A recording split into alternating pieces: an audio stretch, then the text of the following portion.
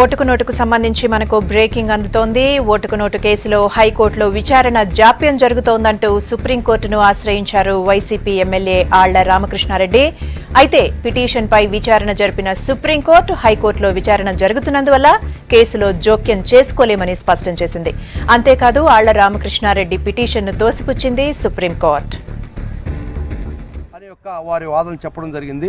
ఫైనల్గా కూలంకషంగా మేము చెప్పడం జరిగిన తర్వాత జడ్జి గారు ఒక విధమైనటువంటి తీర్పు ఇవ్వడం జరిగింది. అదేమిటంటే 4 వారాలు ఫైనల్గా మేము అది కాలయాపన చేస్తారండి. కొరవ కేసులో 17 కేసుల్లో స్టేలు తెచ్చుకున్నాడు.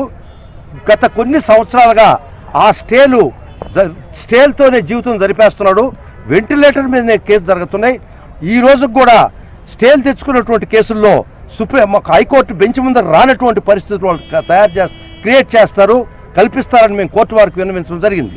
కోర్టు వారు తీవ్రంగా స్పందించి ఎట్టి పరిస్థితుల్లో కూడా ఈ రోజు నుంచి ఫ్రమ్ టుడే 4 వారాల లోపల మీరు చంద్రబాబు గారు వేసినటువంటి ఆ పిటిషన్ హైకోర్టు ముందర డిస్పోజ్ ఆఫ్ చేయాల్సింది.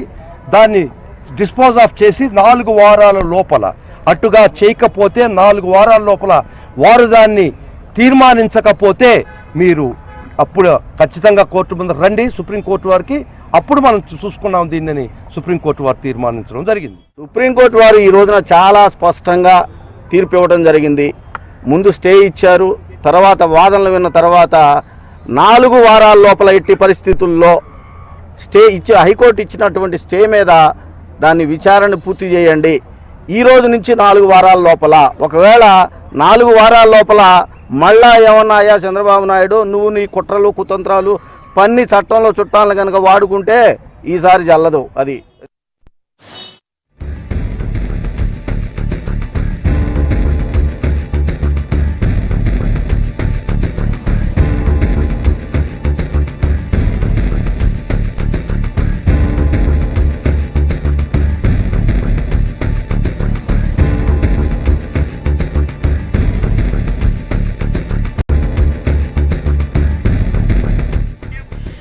ఓటుకు నోటు కేసుకు సంబంధించి హైకోర్టులో విచారణ, అలాగే సుప్రీం ఆదేశాలకు సంబంధించి మరిన్ని డీటెయిల్స్ భరత్ని అడిగి తెలుసుకుందాం. భరత్, హైకోర్టులో విచారణ జరుగుతున్నందువల్ల మేము జోక్యం చేసుకోలేమని సుప్రీం చెప్పింది కదా, ఫుల్ డీటెయిల్స్ ఏంటి?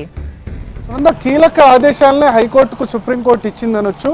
చంద్రబాబు వేసిన పిటిషన్ను 4 వారాల్లోగా పరిష్కరించండి, ఆలస్యం చేయవద్దని హైకోర్టుకు సుప్రీంకోర్టు డైరెక్షన్ ఇచ్చింది. ఒకవైపు ఆళ్ల రామకృష్ణారెడ్డి వేసిన పిటిషన్ను విషయంలో ఇప్పుడు ఈ దశలో జోక్యం చేసుకోబోమని చెప్తున్నాయి. ఇంకోవైపు మాత్రం 4 వీక్స్లో ఈ పిటిషన్ను పరిష్కరించండి అంటూ హైకోర్టుకు సుప్రీంకోర్టు డైరెక్షన్ ఇచ్చింది.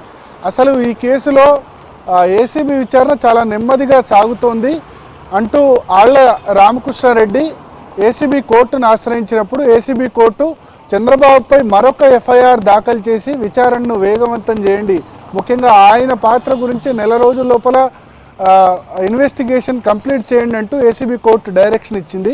ఏసీబీ కోర్టు ఇచ్చిన డైరెక్షన్ మీద చంద్రబాబు నాయుడు హైకోర్టును ఆశ్రయించారు. అప్పుడు హైకోర్టు ఏదైతే ఏసీబీ కోర్టు ఆదేశం ఇచ్చిందో ఆ ఆదేశం మీద స్టే విధించింది.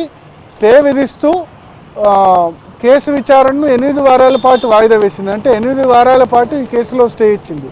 దీని మీద హైకోర్టు స్టే ఇవ్వడం మీద ఆళ్ల రామకృష్ణారెడ్డి వైఎస్ఆర్సీపీ ఎమ్మెల్యే సుప్రీంకోర్టును ఆశ్రయించారు. ఇవాళ జస్టిస్ బాబ్డే నేతృత్వంలోని ధర్మాసనం ముందుకు ఈ కేసు విచారణకు వచ్చింది. ఆళ్ల రామకృష్ణారెడ్డి తరపు న్యాయవాది ఏం వాదించారంటే, ఆల్రెడీ ఏసీబీ ఈ కేసులో మెతక వైఖరి అవలంబిస్తుంది, పైగా ఇప్పుడు హైకోర్టులో ఈ విషయంలో 8 వారాల పాటు స్టే ఇచ్చారు, కాబట్టి మీరు వెంటనే జోక్యం చేసుకోండి, ఏసీబీ కోర్టు ఆదేశాలని అమలయ్యేలా చూడండి అంటూ ఆయన సుప్రీంకోర్టు కోరారు. అటు చంద్రబాబు తరపున సీనియర్ న్యాయవాది సిద్ధార్థ్ లూత్రా వాదనలు వినిపిస్తూ సిఆర్పిసి ప్రకారం ఒక ఎఫ్ఐఆర్ ఆల్రెడీ నమోదైన తర్వాత మళ్ళీ 2వ ఎఫ్ఐఆర్ ఒకే కేసు మీద నమోదు చేయడం అన్నది కరెక్ట్ కాదు, హైకోర్టులో విచారణ ఉంది కాబట్టి ఆల్రెడీ ఇంకా విచారణ కంప్లీట్ కాలేదు కాబట్టి ఈ విషయంలో మీరు జోక్యం చేసుకోవద్దని చంద్రబాబు నాయుడు తరపు న్యాయవాది సిద్ధార్థ్ లూత్రా సుప్రీంకోర్టు ముందు వాదించారు. అయితే న్యాయస్థానం హైకోర్టులో ఇంకా విచారణ కంప్లీట్ కాలేదు కాబట్టి మేము ఈ దశలో జోక్యం చేసుకోం, బట్ మీరు హైకోర్టులో డిలే జరుగుతోంది అంటున్నారు కాబట్టి హైకోర్టుకు డైరెక్షన్ ఇస్తాం, 4 వీక్స్ లోపల చంద్రబాబు నాయుడు వేసిన పిటిషన్ను మీరు పరిష్కరించండి, అప్పటికీ పరిష్కారం కాకపోతే మళ్ళీ సుప్రీంకోర్టు రావచ్చు అని ఆళ్ల రామకృష్ణారెడ్డికి చెప్పింది. సో ఆర్డర్లో కూడా 4 వీక్స్ లోపల హైకోర్టు చంద్రబాబు నాయుడు పిటిషన్పై ఇప్పుడు మధ్యంతర ఆదేశాలు జారీ చేశారు కాబట్టి తుది తీర్పుని ఇవ్వండి. మీరు తుది తీర్పుని ఇస్తే కనుక అప్పుడు ఒకవేళ పిటిషన్ దారుడికి నచ్చకపోతే మళ్ళీ అప్పుడు సుప్రీంకోర్టు రావచ్చు. ఇది ఇంటరిమ్ ఆర్డర్ కాబట్టి సో 4 వీక్స్ లోపల ఇన్వెస్టిగేషన్ కంప్లీట్ చేయమని హైకోర్టుకు సుప్రీంకోర్టు డైరెక్షన్ ఇచ్చింది. Right, thank you Bharat.